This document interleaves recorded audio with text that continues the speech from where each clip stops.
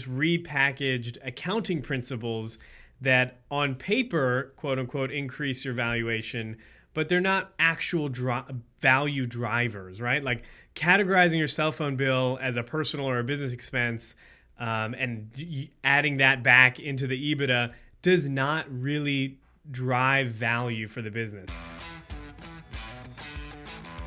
Hello, welcome to the Better Outcomes Show, where we explore the possibilities of a new healthcare. Each episode, we bring you a conversation with leaders across the healthcare industry, exploring topics ranging from new treatment techniques and interventions to novel service delivery methods and business models. And now your host, Rafi Salazar from Rehab U Practice Solutions, a leader in patient engagement and retention strategy. Let's explore the possibilities of a new healthcare. Hey there, Rafi again. I'm just going to make a little housekeeping note before we dive into the whole episode here. The idea for this episode and the topic came about from a conversation I had with Paul Singh from Strata PT. And I talked specifically about things that you can actually do in your business to increase the valuation, the multiple, the value, the multiple you can get paid for, essentially. So I'm not talking about increasing your valuation by a couple thousand or a couple, 10,000 or something like that. I'm talking about like increasing the EBITDA multiple that you're going to get paid from like 2x to 4x to 5x. Paul, when I was talking to him, was talking about like 20x. I don't know if that's, a thing that you can do, maybe, depending on how turnkey you go, how advanced you go down this line. But I'm going to talk with you about it and then specific things that I've done in the clinic that I run that has pulled me out of the clinic. Like I said, early on in this episode that you're about to hear, I'm in the clinic very rarely. I think I did 4 visits last month. But the clinic runs, the team is great, I love it, and I'm having fun doing it. So the question is, how do I get there? Or how do I, as a solo clinician or maybe a clinician that runs a small practice with a small team, get to that point? I'm going to talk about that in this episode. Alrighty. Hey, Rafi Salazar with Rehab U Practice Solutions, and wanted to give you an offer, a free offer. I work a lot with healthcare technology companies, healthcare providers, both on transitioning services that used to just be brick and mortar, what we'd consider in physical clinical spaces, to virtual service delivery, whether that be telehealth, remote therapeutic monitoring, you name it. I've helped a lot of organizations implement and integrate those types of technologies into their clinical practice in a way that drives revenue and good ROI for them. And I also help the technology companies themselves as they try to craft a business development strategy in the US market.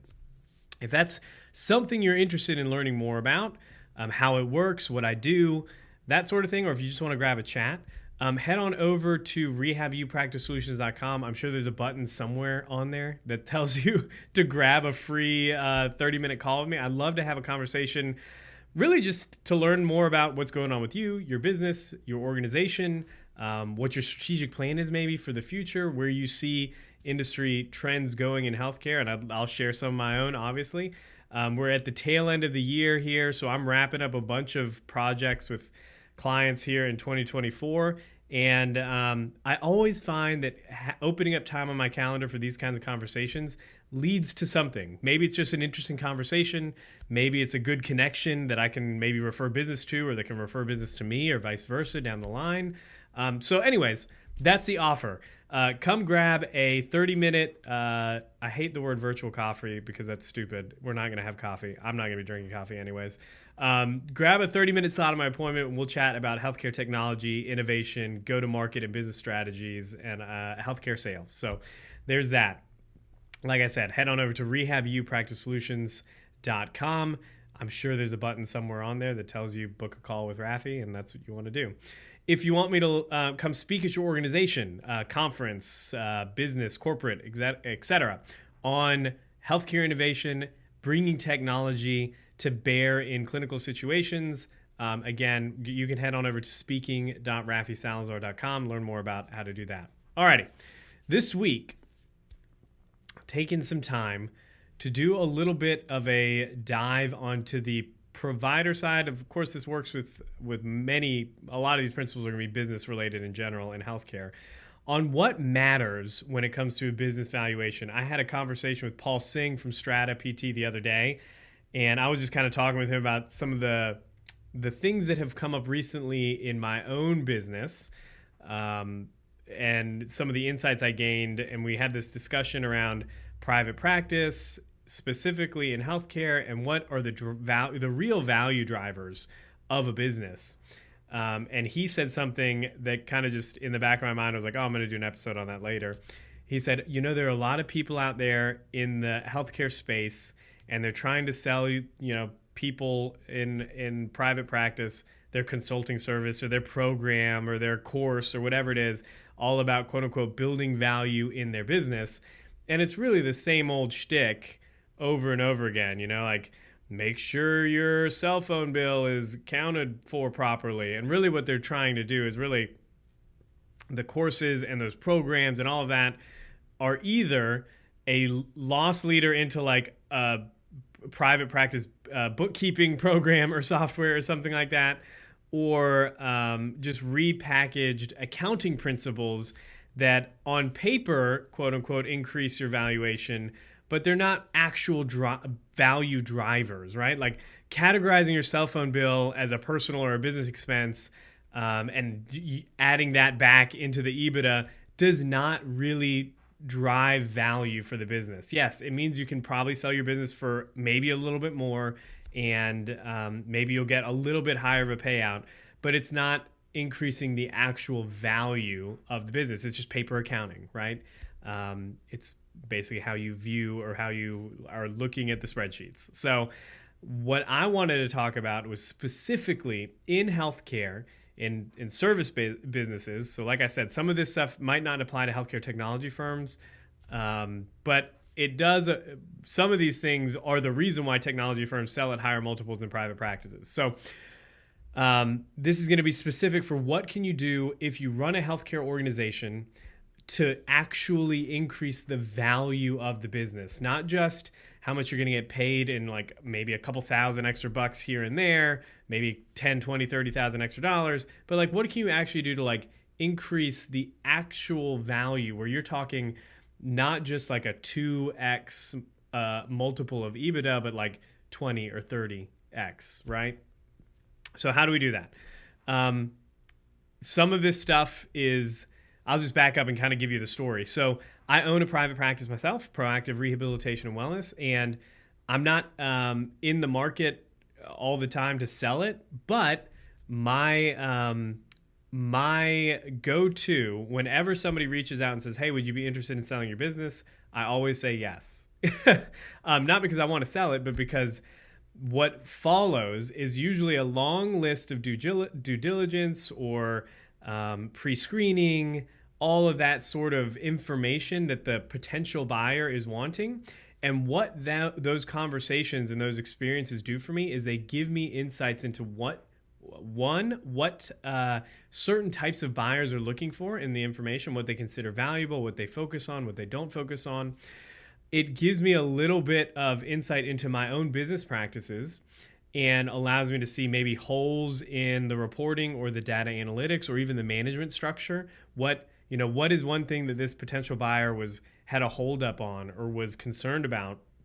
Kind of drill down in more questions that I wasn't prepared for. Were they asking for this number that I didn't have? Were they asking for, were they really focused on this part of the business as opposed to this other buyer, which is in a different, maybe a different type of entity, a private equity firm versus like a strategic buyer or something like that?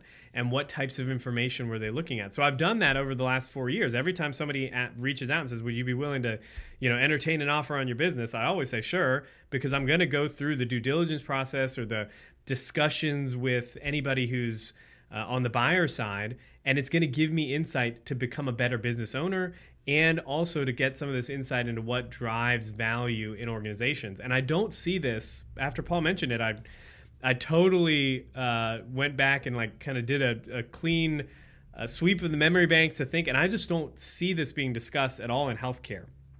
Like I said, there's a lot of talk about selling for higher multiples and, maybe getting a few extra, $1,000 here or there, but by adding back some expenses on the accounting side, your add backs, your EBITDA or something like that, but they're not really like orders of magnitude, leaps and bounds greater for you as the business owner or the practice owner.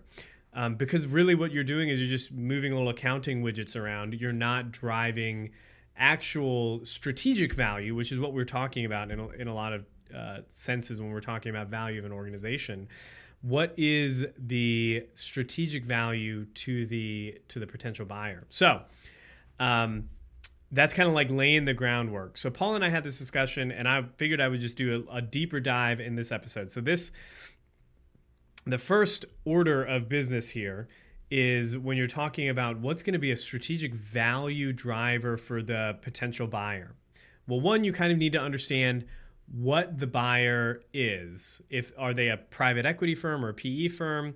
Are they a large strategic buyer? Maybe they're a corporate chain or corporate subspecialty group, like in physical therapy, for example, maybe ATI or something like that. They're going to acquire your business because the strategic buyers have a couple different reasons why they might do that. Are they part of like a larger health system, which again would be almost a subset of like a strategic purchase? Are you a ancillary healthcare practice, private family medicine practice, or a physical therapy practice or something, and now your local hospital system is looking at acquiring you? Because understanding what the buyer is, the type of entity they are, is going to give you a little bit of insight in what they consider valuable. For example, in physical therapy, I own a physical therapy practice, so we're going to kind of use that as an example. I was approached a while back by a strategic purchaser, we will say. I'm not going to name any names, but they're a large physical therapy chain, essentially.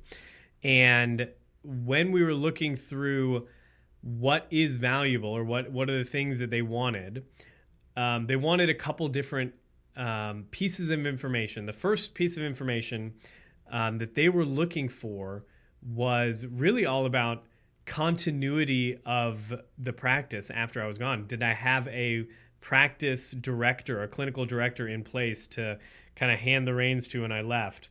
What about the team? Was the team sticking around? What were their specialties, their subspecialties? Did it give them some kind of capabilities? The referral relationships, those types of things. Of course, they wanted to see, revenue per visit and kind of some of those generic metrics, but really a lot of the focus of those conversations was on what happens to this organization after the owner leaves and how involved is the owner. Are you in there treating 8 hours a day, or are you barely in the clinic? Now, obviously, if in any business, if the owner is an owner operator, you're looking at a smaller multiple because the value is you, basically. The organization by itself doesn't have a whole lot of value outside of the owner operator. Once you get outside of that and you become more of a removed owner of the business, an actual owner, where you have a team that is providing and directly delivering a lot of those services, and a lot of the revenue is dependent on the team delivering the services, not you delivering the services as the owner, then you step into that next level of multiples, if you would. Maybe you're doing some high-level strategic work at the organization, you're running payroll, you're doing some maybe signing off on big purchases, all that kind of stuff. But the day-to-day operations you're not involved in as much. You're looking at that next level of like multiple jumps. And the way Paul mentioned it was like, if you're an owner operator, you got a small team, you're doing a lot of the work, you're looking at like maybe a 1 to 2x EBITDA multiple, because essentially the business is you're the business. If you're gone, the organization needs to hire somebody to replace you and train them to do what you're doing and drive the revenue with make up for the revenue that they're going to lose by you not being there, right? So that's a big risk for the organization. If you're in the owner stage, then you're looking at maybe in the 3 to 5, maybe sometimes 7 if the organization is big enough. 7 times or 5 times probably is a good average multiple of EBITDA, which means that like if your business is doing $1 million top line revenue, let's say 200,000 in profit at the end of the year, 5 times that would be $1 million. That's kind of what you're looking at, right? And if you're at the level above that, which is like investor, which is like you have a general manager in place, you're not doing anything in the business at all other than reaping distributions or dividends every quarter or something like that. Your day-to-day operations are totally not even in your mindset. Then you're looking, Paul was saying, well, then I'm looking at maybe, 20 to 30 times EBITDA, because that is really turnkey.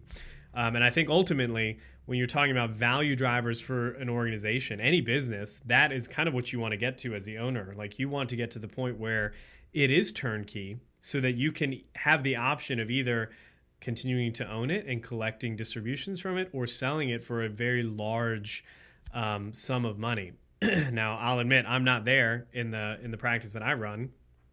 I will be in the clinic a couple days a month, and it's not even like full days.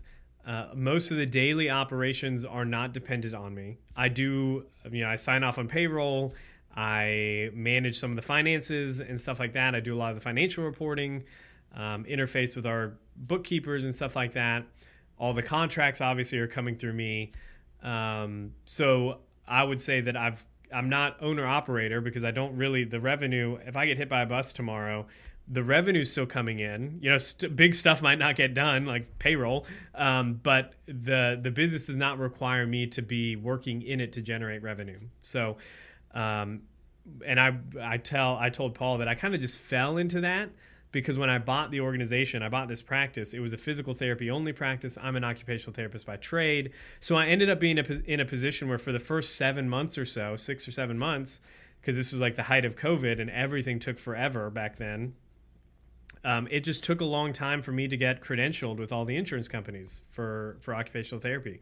So I couldn't treat patients. I was in a situation where the business had to make revenue and had to be profitable without me directly, my inputs being required to drive revenue, because I couldn't do it with all our insurance companies, right? Like, sure, I had a couple private pay patients here and there, but for the most part, the revenue was getting in the door because of the therapists doing the work, and I kind of just stepped in as a managerial person. So anyways, that's kind of like the first level there, is like how dependent is the business on you as the owner, because that's going to drive a lot of those. One is going to drive those multiples a lot of ways, but it's going to deload a lot of risk for the buying organization if you're not involved in the day-to-day. And the way I've heard it put by one potential buyer one time is like, well, listen, if you're paying yourself this and you're only in the clinic half a day a month and you're really not doing a whole lot of like daily grind stuff, then you're like something we'd want to get rid of very quickly after we purchase your business, right? Because we want to reclaim all of that, the salary, and divert it to a manager or something else. Like there's revenue, there's a potential instant revenue to be had, or instant value to be created by your departure, right? So when they said that on that call, I was like, oh, that's pretty interesting. I'm going to lock that away for future reference. So first big value driver is going to be owner involvement. How involved are you as the owner? How dependent are you on either yourself or any one individual, any one member on your team? And a good way to do this, or to think about this, is like, maybe you're not involved at all, but what happened if one of your therapists or one of your clinicians left, or your front office manager left? How easily would it be to replace them? I'll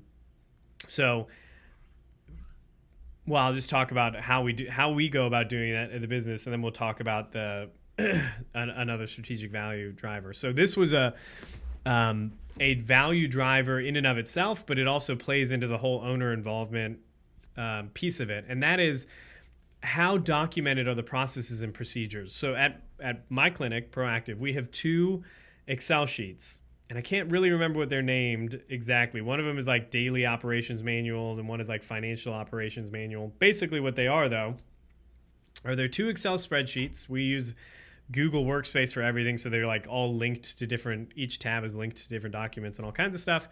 But basically, each tab on that Excel sheet, or that Google Sheets document, is a function, and it is broken down into how to, like, step by step, so that if I get hit by a bus tomorrow, or my front office person walks out of the door and never comes back, or we onboard a new clinician, you can walk them through basically training and onboarding in a day, in a morning.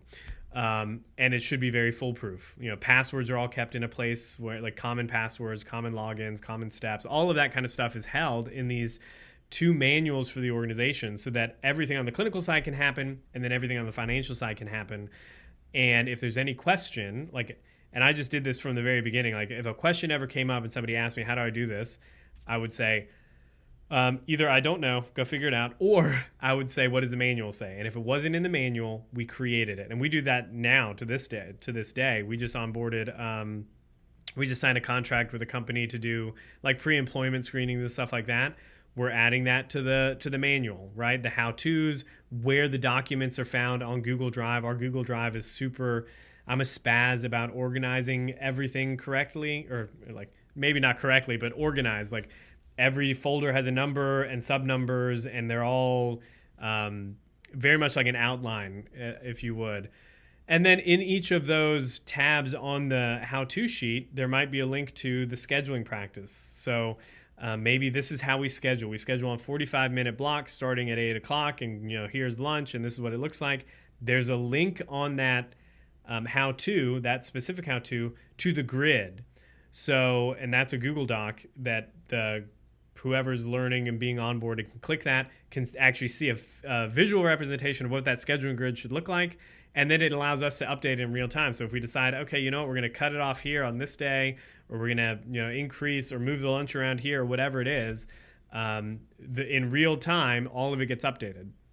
So we update the scheduling grid, and now boom, the manual is still up to date, which is one thing I really, really love about that. So anyways, so that was one of the things that when this buyer, the strategic buyer, was asking about, well, do you have a clinic director? Do you have people in place, yada, yada, yada. My answer was like, I really haven't needed it so far, and this is why.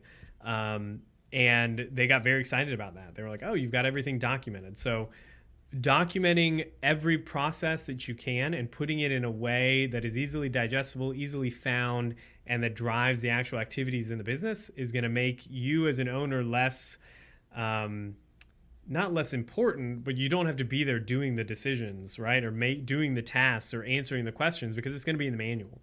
And I've gone so far as to like create video trainings of specific things that I thought were key. So we have like a Google Classroom set up that, we onboard somebody new, and we would, depending on whether they're a clinician or an admin, they get assigned to a classroom, and that classroom has like a 20 video course, if you would, to onboard.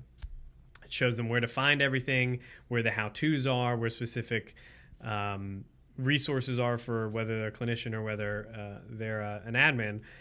And that's something that's I kind of did it out of just this idea of I just didn't want to answer the same question over and over again. And I wanted to make sure there was a place that it was all documented, that I could always say, because I come from the federal government as a former clinic lead there, like standard operating procedures are important. And then the fact that there might be a disciplinary act or action that needs to be taken, you want to make sure in clear and no uncertain terms that the employee or the team member was provided the information and the resources they needed to do their job. And that there wasn't oversight or neglect. So in my mind as a manager, like having that stuff in place is a good protection for me, because if for any reason some team member is falling behind or whatever, I can go to them and say, listen, on this date, we had this discussion, and I gave you the link to the manual.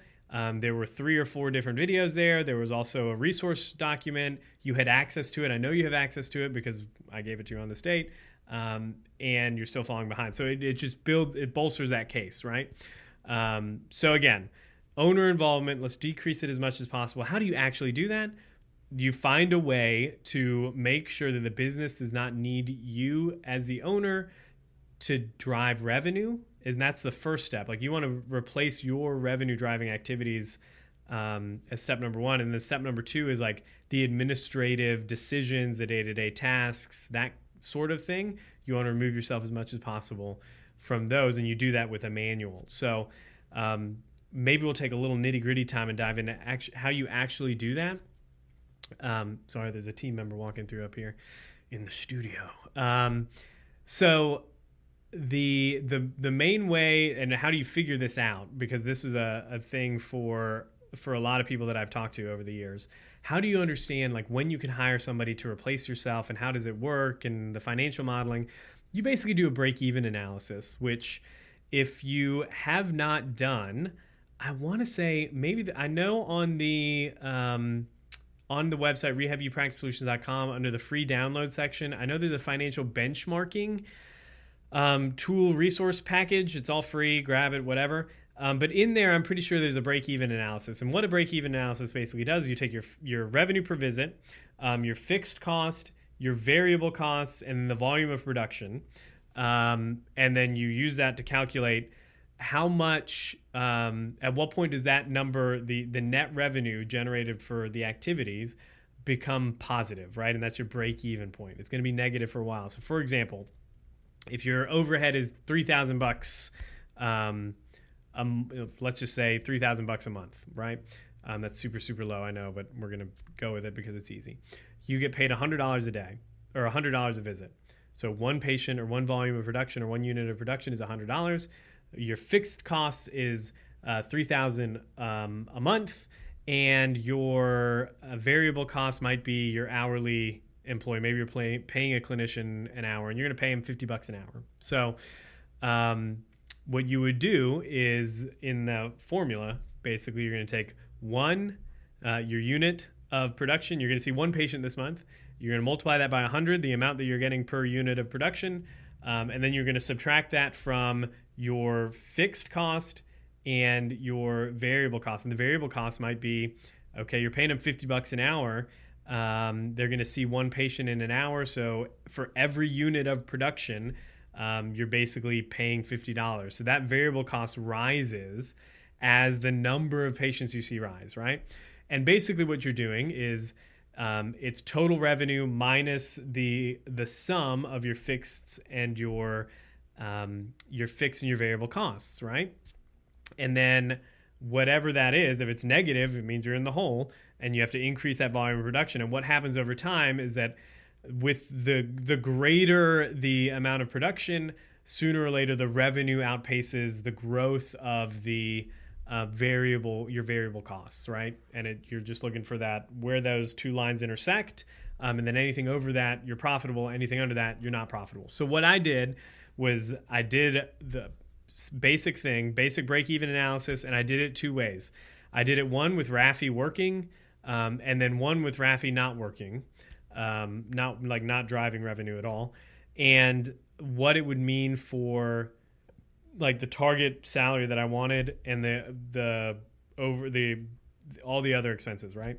So it was basically Rafi treating, Rafi not treating, and I ended up just deleting the Rafi treating one because I realized I didn't want that to happen. So my break-even analysis is based off of, if I'm going to pay myself the same amount, we're going to pay our clinicians, pay all our bills on time, we're going to remain profitable. This is how many patients we need to see per month in order to break even or be profitable.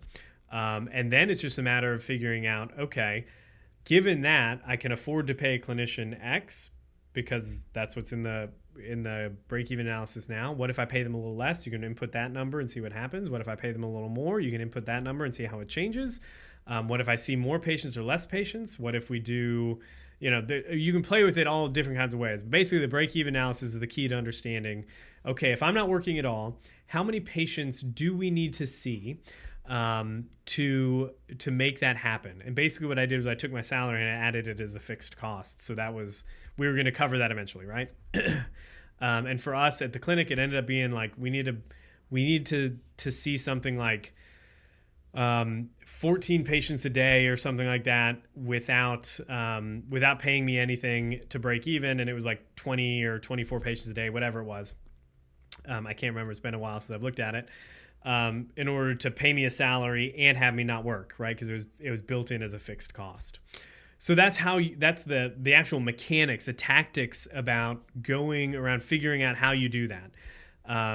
So the big piece is understanding the financial the financial metrics and what it takes to do that, how many patients or the volume of production you need in order to hit that number where you can pull yourself out entirely and the business is not dependent on you as the clinician.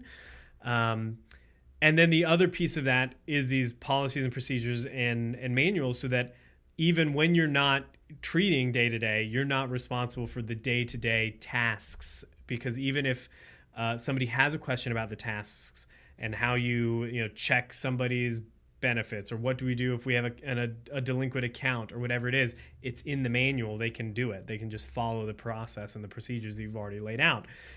So that's piece number one, is owner involvement. The second piece is strategic value that makes the organization itself, the TIN or the tax ID number, the entity, valuable versus the assets. Now, again, I am not an accountant, but there are tax implications for whether or not you sell the business as an asset sale or whether you sell the stock of your entity to the buyer. Now, why would somebody purchase the assets versus the stocks? Well, there's going to be a lot of different reasons, but the main reason that I've seen in like the clinical space is something like payer contracts or credentialing, payer contracts and credentialing in whatever geographic location. So for example, there might be a clinic that's operating, or a practice is operating in South Carolina. They want to operate in Georgia, but that requires getting, because these companies, even though they're national, they have contracts with each state. So like Blue Cross Blue Shield of South Carolina, the contract is going to be different than the Blue Cross Blue Shield of Georgia, and the credentialing is going to be different. You need to get credentialed with each of those entities, even though they're the same giant, conglomeration of companies. There are two options that a practice has if they want to expand into another state. We can go from the ground up. We can do de novo, or start from scratch, pull those contracts, begin the negotiation, find a space, to either lease or buy, hire and credential all the employees, work through the negotiation process with the payers, et cetera, et cetera. And that's looking at, okay, that's going to take 6 months to a year sometimes to get all of those pieces in place. Or the other option is we go in, we buy a clinic or a practice that's the same specialty as us in that geographic location. We retain all of those contracts as part of the purchase, because we're going to purchase the entity itself. And we're going to maintain the staff. The team will be in place and they'll already be credentialed. So basically, it shortens the time required for them to make money on that investment, right? Because if they buy it as an asset sale, meaning we're not going to buy the company at all, the company, the actual entity, we're just going to buy the goodwill, the patient list, maybe the equipment in the clinic, and the policies and procedures that run the clinic. So the assets of the business as opposed to the entity itself. If they do that, then they have to start from the beginning of basically credentialing everything and doing whatever. So when I bought the business, I did buy it as an asset sale. And the reason I bought it as an asset sale was basically because there wasn't much there in the business to buy. There was no, thinking back on it, maybe I would have saved some time if I had purchased the entire stock of the business. But there are tax implications and stuff like that. Apparently, if you're doing an asset purchase, you can write off some of the depreciation and stuff like that. I'm not an accountant. Again, I really don't understand how a lot of that works, other than when I was talking to my accountant a while back about potentially selling the practice. He was like, well, if you can do it as a stock sale, that's going to really be beneficial for you in the long run of that tax year. And I was like, okay, noted. I don't know why, noted. I'll figure the why out later.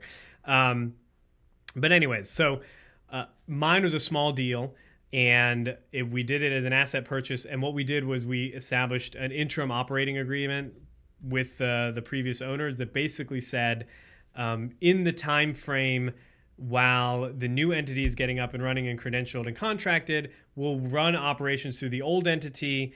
And there was, we signed BAAs, and it was basically they were subcontracting for our organization until we had our contracts in place and the payers in place. And that's kind of how we manage it. But there may be um, there may be instances where selling the actual entity itself might be valuable, or the entity itself might hold value outside of the assets. For example, and this is an example I used one time with when I was talking with Paul about this, is like our organization in our state is a Medicaid comp provider, which is comprehensive supports waiver. It's a Medicaid waiver service or Medicaid waiver program, which requires a totally different credentialing process and a totally different contract and payment schedule and everything than regular Medicaid. Why is that valuable? Well, it's going to be different on each state, but in Georgia, there's only 3 waiver providers in the entire state. We are one of them.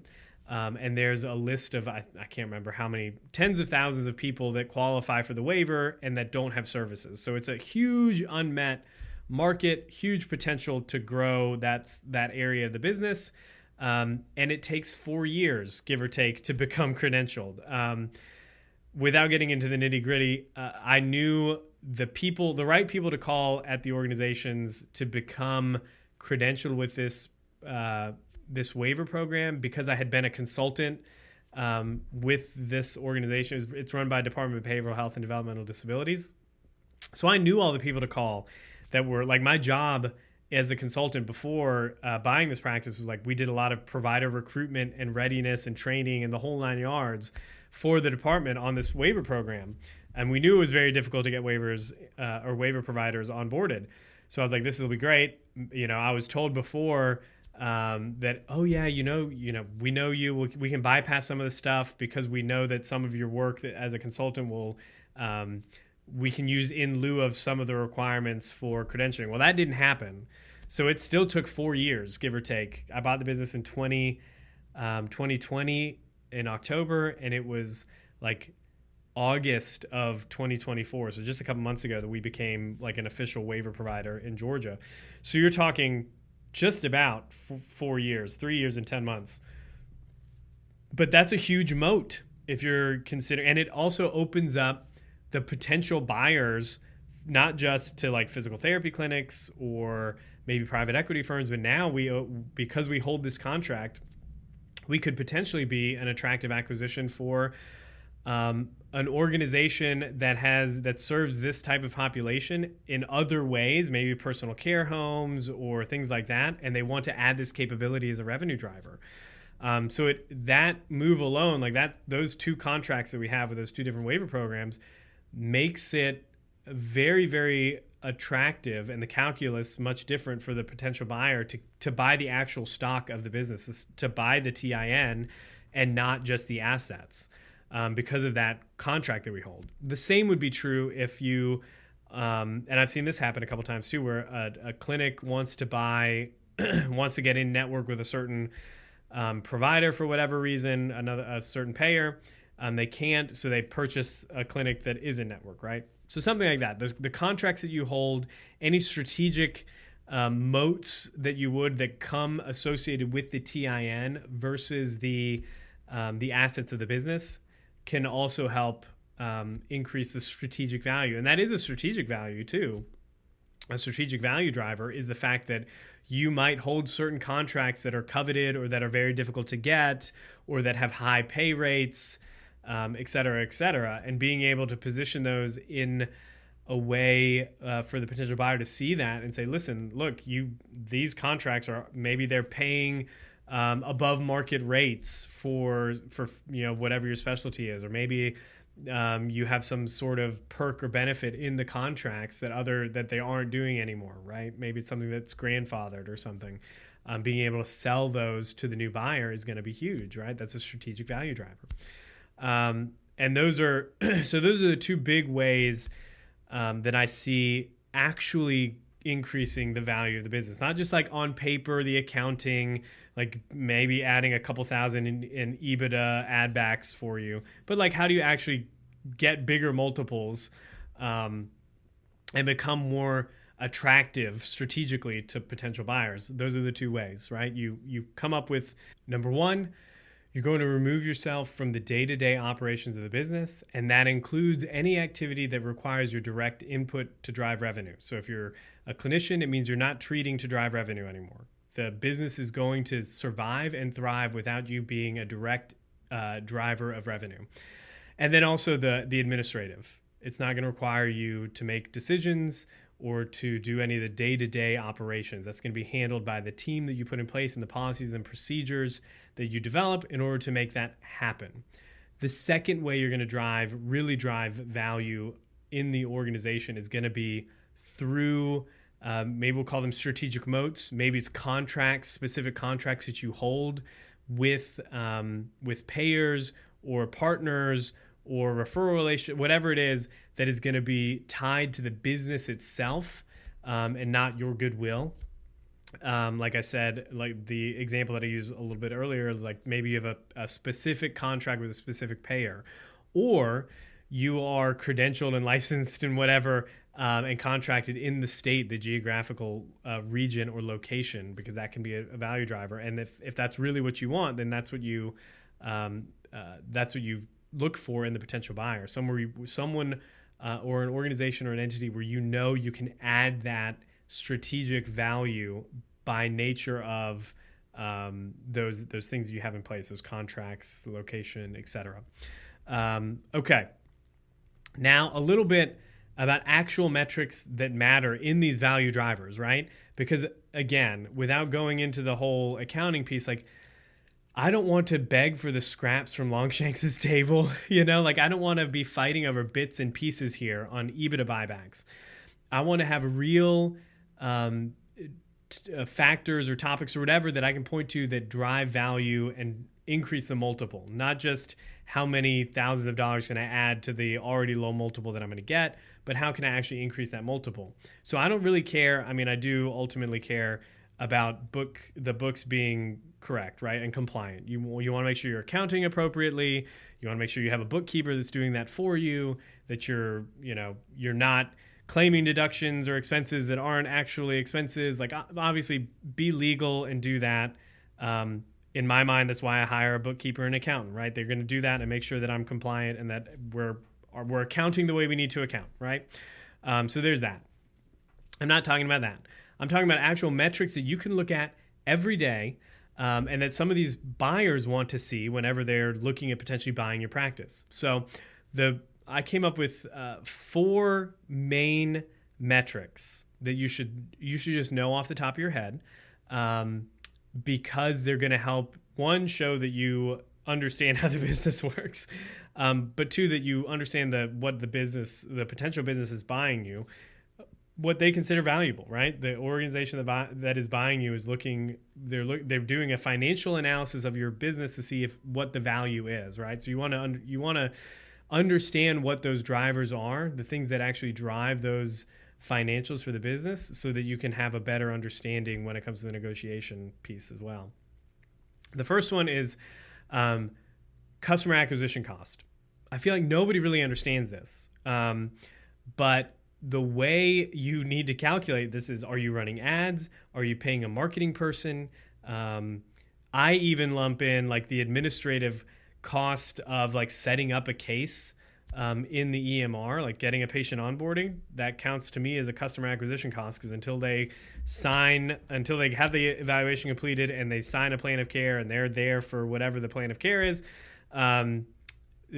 it's all activities working towards new business, right? It's all new business development. So customer acquisition costs, it's going to include across all your ad channels, if you're spending marketing dollars on advertising or marketing somewhere else, or if you have a business development person or a salesperson, a rep or something like that. And then the onboarding piece, what does it actually take for them to swipe their credit card or give you cash or whatever? That's a number that you need to know off the top of your head, because maybe like a strategic, maybe a large chain in the physical therapy world, maybe they don't care as much because they're just going to kind of lump you into their process of doing business. But if it's like a private equity firm or something like that, where they're not going to be involved in the day-to-day operations and they're trying to look at the value of the business from a purely financial sense, One of the big factors that they want to know is how much is it costing you to get a patient, because that helps us understand how much we're going to have to spend in revenue or in in future investment in advertising to keep the flywheel going. So customer acquisition cost. So we calculate it by taking the total cost of your ad spend, total cost of your hourly or your salary, whatever you're paying your business development manager, and then I lump in the cost that it takes to get the patient onboarded before their first appointment, because it's all business development activity. So that's customer acquisition cost. The next metric you want to follow is the lifetime value of each patient. So you can do this on an average, but what you want to do is you want to see a good way to calculate this is how much revenue you're making per visit and how many visits are there, for example, in a plan of care, or how many visits does a patient typically have at your organization. And I do it on a rolling 6-month basis. So out of 6 months, if Rafi comes to the clinic, how many visits is he going to complete in those 6 months? You can do it quarterly if you want to. You can do it yearly. It's going to depend a little bit on your specialty. And then as a percentage, how many of those patients are coming back is always a good thing. But really, it's lifetime value. If a patient comes in on January, some clinics that I know will calculate this January to January. So like January 1 starts a new cycle. Rafi comes in, how many visits is he going to complete this year? Lifetime value for that year, right? Or you can do the total, which is a little harder to calculate. I tend to do it every 6 months, about every 6 months, how many visits, and I do it per length of care and completed visits and all that, but lifetime value of the patient, of each patient. So you need to understand the next metric is revenue per visit, and you can look at this through billing reports. I tend to do a weighted revenue per visit, which means I look at, next metric will be payer mix, but I look at my payer mix. I look at the percentage of claims for each payer that have gone out in a given month, and then I calculate a weighted revenue per visit. So I could look at like the month, and I do this every month. So every month in like September, for example, I'll look and see how many, as a percent, how many claims went to Blue Cross Blue Shield, and Blue Cross Blue Shield pays X. How many claims went to Humana? Humana pays X, and there's percentages. And then what ends up happening is it calculates a weighted revenue per visit based off of the actual claims that were submitted, because you're collecting, every 2 weeks to 40 days or something like that. So it gives us a good idea to budget for the next month. Okay, this month we were at 30% Blue Cross, which means it was going to bump up our revenue per visit by X number. So anyways, revenue per visit is something you need to know, because again, they're going to calculate how many visits you're seeing in a month, revenue per visit, how much is your capacity, and then they can extrapolate how much there is to get there. The other thing they're going to want to know is payer mix, because sometimes payer mix has huge swings or can create huge swings in the revenue per visit. For example, TRICARE in our area, we have the military base here. They pay really low, but sometimes the volume is very high. So some months when our TRICARE volume it seems like every so many weeks when they get a new crop of new people getting stationed at the fort or something like that, they'll send a lot of referrals out, and we'll see our number of TRICARE referrals go up. We'll also see a subsequent decrease in our revenue per visit, because it means we're seeing more TRICARE. So we might be staying busier, but it's less revenue. So managing payer mix is big as well from an organizational standpoint. I'm not going to talk too much about that here, but understanding those dynamics is important as well, especially because the entity that might be purchasing you, maybe they're strategic, they're a healthcare system, or they're a bigger practice, like a bigger physical therapy chain. Maybe they know that they have like a capacity issue with this higher payer. Maybe it's Blue Cross Blue Shield. They have some doctors, or maybe it's a workman's comp or something like that pays very well. They just don't have the capacity. They're looking at your organization and they're saying, okay, your payer mix, you don't have a whole lot, if any, of this type of payer, and that makes it more valuable for us to purchase you, because we can infuse those higher payers into your, like our capacity problem can now be your revenue, your payer mix fix, right? Some synergies there. So anyways, those are the 4 big metrics that I would look at. And those 4 metrics can also help you with those strategic drivers, those strategic value drivers, because if you know how much your revenue per visit is, you know how much your customer acquisition cost is, you know what the lifetime value is, then it helps you put the pieces in place for those financial, maybe a break-even analysis to understand what it's going to actually take for you to get away from the clinic, how much you're going to have to spend on ads in order to drive this volume of production to hit this number of of visits that means that you're out of the clinic, right? So all of these things should work together for you. I don't want any of this to be one of those things where it's like, I feel like I'm doing this in a silo and this in a silo. It should all work together to increase the value of your business, and not just like chintzy accounting ways of improving the value of your business where we're talking about adding a little bit here and the add back or whatever, but actually giving your organization some strategic value drivers that can help you in the negotiation if you're going to be planning on selling the business anytime soon. So anyways, that's all I've got this week. Hopefully you find that insightful. If you want more content like this, or you want to pick my brain specifically about this for your organization and maybe how I can help you do that or increase those numbers for you, shoot me an email or go to the website. Like I said at the beginning, rehabupracticesolutions.com. There's all kinds of buttons there to book a call with me. Book a call, we'll have a conversation, and I'd love to learn a little bit more about your practice, what's going on, what specific value drivers you're focusing on, and if there's a way I can help. I always tell people it's free, it's 30 minutes, and the worst thing that happens is you hopefully have an interesting conversation. Anyways, I think that's it. If you like the show, head on over to iTunes, leave us a rating or review, or share it with somebody that you find or you think would find it valuable. That's it. Until the next time, be safe, be healthy. I'll talk to you then. Thanks for listening to the Better Outcomes Show, where we explore the possibilities of a new healthcare. Our hope is that you walk away from each episode informed, equipped, and empowered to push the boundaries in your own practice or business. We want to give you the tools to help you build strong, long-lasting relationships with your patients and clients, helping meet their goals, improve their health, and achieve better outcomes. Learn more at www.rehabupracticesolutions.com. We'll catch you on the next episode. Thanks for listening to another episode of the Better Outcomes Show with Rafi Salazar. This episode was brought to you by Strata PT. Strata PT is a single EMR platform and revenue cycle management service for physical, occupational, and speech therapy practices that helps you achieve a 99.99% reimbursement rate. If you'd like to learn more about Strata PT and see how their EMR and RCM works, head over to stratapt.com to book a demo.